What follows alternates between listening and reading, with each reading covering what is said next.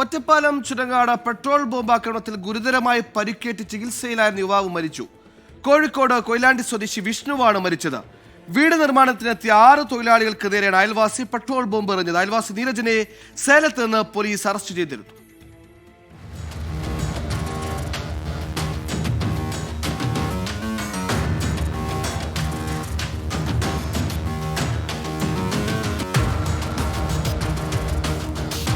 ചുനങ്ങാട് വാണി വിലാസിനിയിൽ വീട് പണിക്ക് വന്ന തൊഴിലാളികൾ തന്നെ കളിയാക്കുന്നു എന്ന തെറ്റിദ്ധാരണ ഇതാണ് പ്രതി നീരജിനെ അക്രമത്തിന് പ്രേരിപ്പിച്ചത്. ജനുവരി 13 പുലർച്ചെ നിർമ്മാണം നടക്കുന്ന വീടിന്റെ വരാന്തയിൽ കിടന്നുറങ്ങുകയായിരുന്ന 6 തൊഴിലാളികൾക്ക് നേരെ നീരജ് പെട്രോൾ ബോംബ് എറിഞ്ഞു. ഇതിൽ കൊയിലാണ്ടി സ്വദേശിയായ വിഷ്ണുവിനും പ്രിയേഷിനും 40% പൊള്ളലേറ്റു. തൃശൂർ മെഡിക്കൽ കോളേജിൽ ചികിത്സയിലായിരുന്ന വിഷ്ണു ഇന്ന് പുലർച്ചെ മരിച്ചു. 27 വയസ്സായിരുന്നു. പരുക്ക് ഭേദമായതിനെ തുടർന്ന് പ്രിയേഷ് കഴിഞ്ഞ ദിവസം ആശുപത്രി വിട്ടിരുന്നു. അക്രമം നടത്തിയ ശേഷം ഒളിവിൽ പോയ പ്രതി ട്രെയിനിൽ തമിഴ്നാട്ടിലേക്ക് കടന്നു.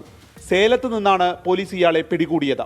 സ്വന്തം ബൈക്കിൽ നിന്നും പെട്രോൾ കുപ്പിയിലാക്കി തിരിയിട്ട് കത്തിച്ച ശേഷം തൊഴിലാളികൾക്ക് നേരെ എറിയുകയായിരുന്നു.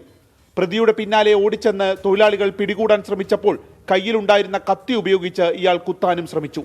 തെളിവെടുപ്പിനിടെ തൊഴിലാളികളെ ആക്രമിക്കാൻ ഉപയോഗിച്ച കത്തി പോലീസ് കണ്ടെത്തി. വധശ്രമം, സ്ഫോടക വസ്തു അപകടകരമാം വിധം ഉപയോഗിക്കൽ തുടങ്ങിയ വകുപ്പുകളാണ് പ്രതിക്കെതിരെ ചുമത്തിയിരിക്കുന്നത്. 24 പാലക്കാട്.